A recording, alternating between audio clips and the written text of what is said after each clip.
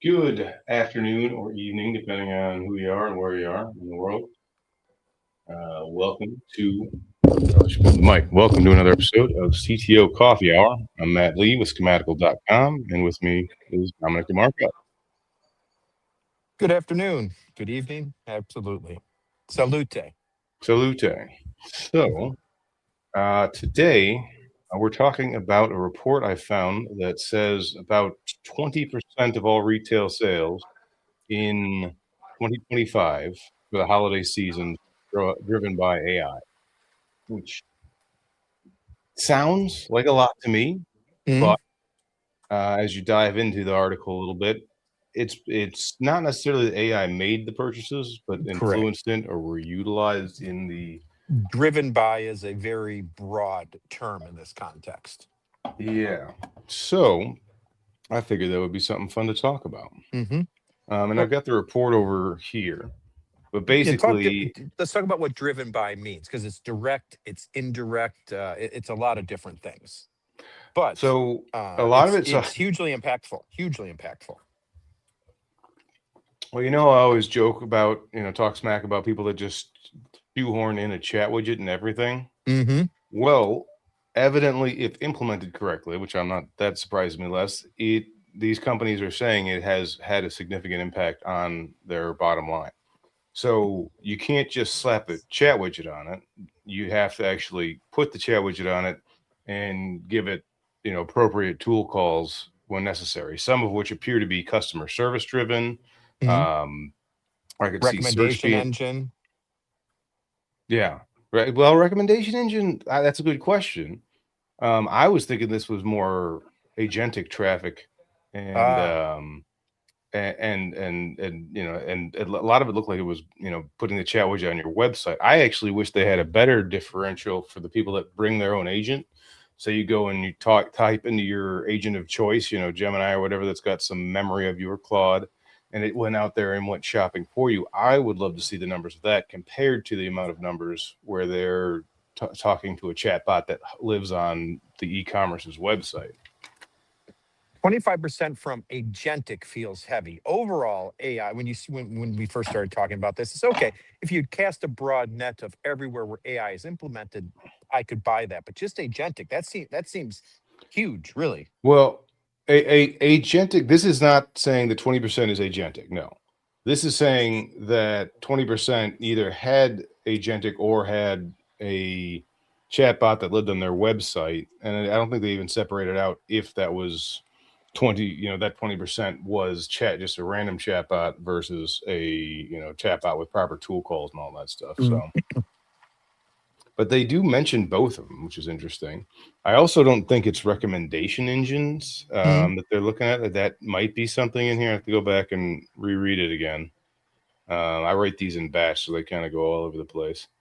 But yeah, it seems like it's growing. So I mean, which doesn't surprise me. Once I realized like the power of tool calls and people having their own agents, it seemed more likely that we would see people's agents doing shopping for them to filter out Mm. all the other crap that they try and send your way. So you could, the websites only give you so much flexibility in your searches. And so, but your agent has basically an unlimited amount of potential, assuming you want to pay for it. It could keep just going back and forth. I mean, I guess if it had the right access controls, but I think that number is going to grow, is what I'm hinting at. Well, we've been talking about agents out there doing things for you for on and off for months. A year And the question, about. yeah, probably. And really what it's going to do for you is saying, okay, and your one of your favorite examples has always been shoes. Find me a pair of red shoes, Hmm. where it's going to know your preferences instead of going to Amazon or Zappos or DSW or Nike and saying I want red shoes. It's going to be able to go broad and wide. You have yourself a pick 'em up truck. If you wanted to get some sort of particular items for this truck, hey, I want to find every roll bar that's available. Now go find me those that have the best reviews or these particular features so that you don't have to spend ages searching for everything. So Right. that is a part of this whole agentic 25%, people doing things like this. And that's only going to grow because Google is generic. Hmm. To a certain degree. I mean, of course, it customizes the search results, but this is going to be shy a little bit of this word, the pinnacle of customization in search, at Yeah. least in the current context. And Google's trying to get away from just being Google to have their Gemini. So they've got their own, Hmm. agent in there, which has some amount of customization, but not nearly as Mm, much. Well, depending on how you utilize it, not nearly as much as all the others. So, mm, um, yeah, it seemed if you're thinking about allowing this in there, then you may want to expose some customer service interactions too. I'd be definitely would want to make it so they could search your product catalog, mm, with some amount of limits. Of course, now when I say, expose some of your customer service stuff, do not allow your AI agent on your side, their side, any other side to approve refunds or anything like that without a human in the loop. All right. My recommendation would be to make it so it gathers up all the relevant information. What's the case? What's the problem? mm, Have you tried troubleshooting A, B, C, D? Okay. All right. Well, we're at the point where it seems like a recommendation is feasible.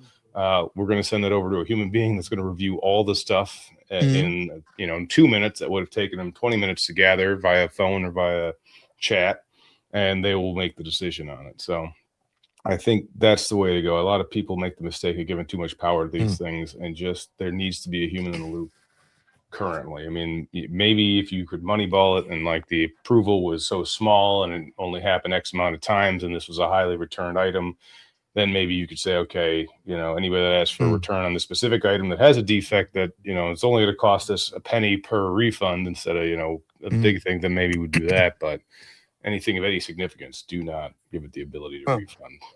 I mean, you say it's going to bounce over a person, et cetera, and that sounds like a perfect case for one of your all-time favorite architectures being an event-driven architecture as well versus a real-time architecture. Absolutely, absolutely. No, you queue that one up and have a human go through that. I mean, the idea is not to completely get rid of your customer service team, but Mm. to minimize the amount of human hours, customer service hours spent servicing any one problem. So that Well, and and way, and moving them to more high-value problems instead of having them spend 20 minutes trying to figure out what the customer is looking for. Help them. This isn't coming out quite right. But moving them up to more high-value items within the decision tree, essentially.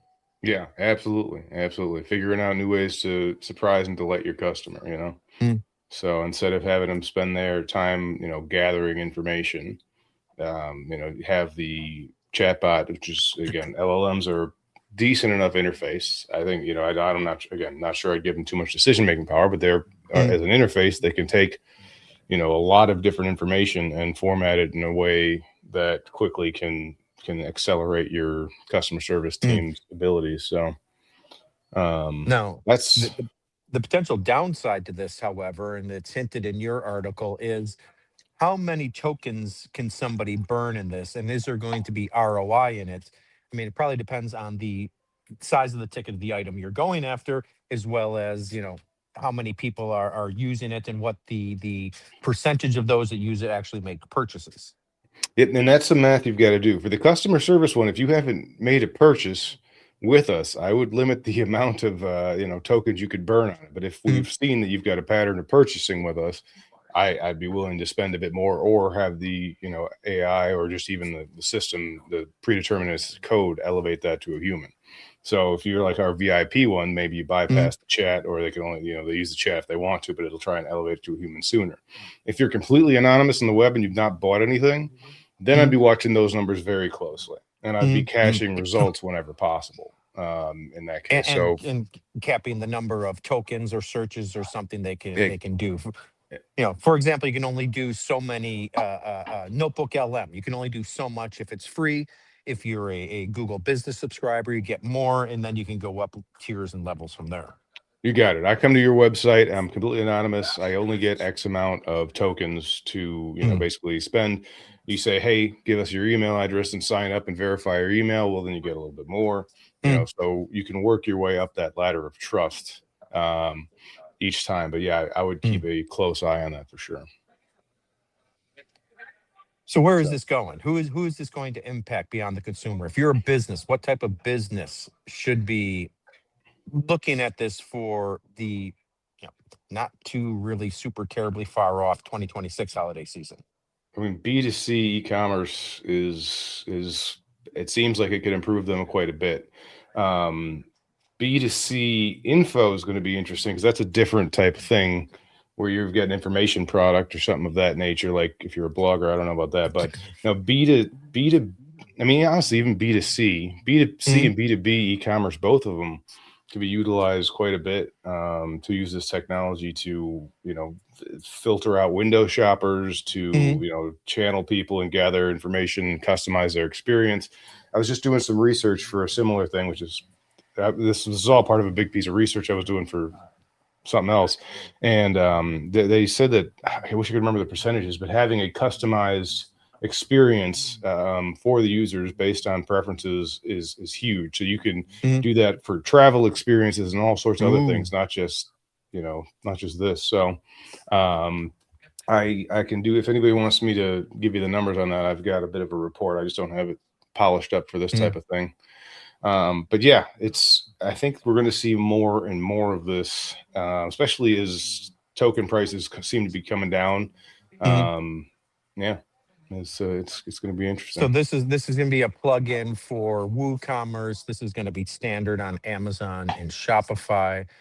Um, I think it's going to become commoditized pretty quickly. mm, The question is how elegantly do you wire it in to your interface. It's think of it like mobile interfaces a while ago, hmm it seemed more challenging, but as time went on, the ability to create a mobile interface, frameworks were popping out of the woodwork, Ionic, Bootstrap, yada, Oh, yada, yada.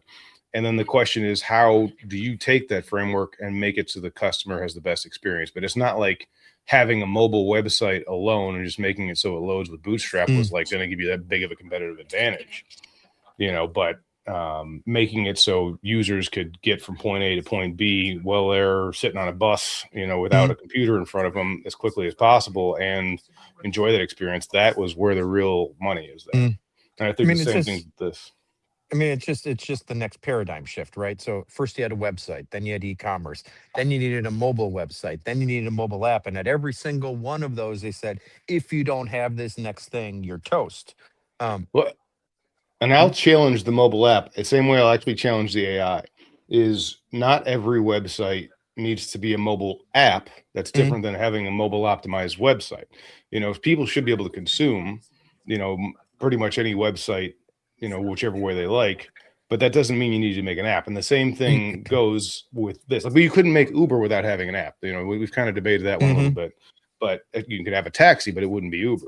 But this one's the same way. Like just slapping AI and everything's mm, not exactly it. But if you have, a product line that people would rather just have a conversational chat with it to mm, understand more about the products and understand, the knowledge mm, behind it and get support for it. And that actually would, mm, take the hassle off of having so many human people creating or having, customer service people having these conversations. Maybe right. it's worth it. So do the Or math is or what I'm saying. There's no one size fits yeah. all here. Or you have a massive product catalog that is super customized, or you're serving super niche items. Um, Yeah, do you need this in the grocery store if you're doing DoorDash? Probably not as strong a use case. But if you've got tens of millions of unique parts that only fit specific items, it makes a lot more sense. Yeah, and it's very interesting. You want to look for what people are searching for. So, if you've got a product, and I'm trying to think of, I searched for something today. Oh, marketing. I searched for marketing, and if we, 10 years ago, we would have done an exact string match, and if it didn't match, you'd be Mm, out of luck, right? So, I was searching for a specific type of person to hire, and but marketer, you mm, know there was a couple of variations and using AI right now and vector databases and all that. It actually returned results for things that were there the word marketing, marketer, mm, market. I can't remember what it was, but it knew all the other things I was looking for, and it returned results for them. mm. And if I would have misspelled it, it actually probably would have done a pretty good guess at that. So those Right. tools are becoming more and more popular. So if you're still using just raw text search without having the ability to like be intelligently swap Mm, out words that they might have meant, then you're going to have trouble competing versus people that do. And it's not, that's all standard commercial stuff. It's not like you got to like have a PhD to make that happen. Hmm. It's Whereas all, before you might have done this with tags or something, which is, first of all, labor intensive and not nearly as comprehensive. yeah. Yeah, so it's an interesting time to be alive with so much commercially available technology Hmm. coming in that you don't need a PhD or a data science team to use being on the Hmm. market. And so I'm happy to be helping people with that. With that said, shall we shall I wrap it up? Bring it home, Matt. So How should I am people? happy. I Why run and how should people schematical.com. talk to you? I run schematical.com. If you need help with stuff like this, that's what I do. I help people do this at scale, and we're doing a lot of AI work, keeping people on the cutting edge, keeping your product on the cutting edge. So happy to help with that. So feel free to reach out to us. With that said, everybody have a great day, and And cheers. good evening as it's getting dark here because I can hardly see myself anymore in this I video. can't see you.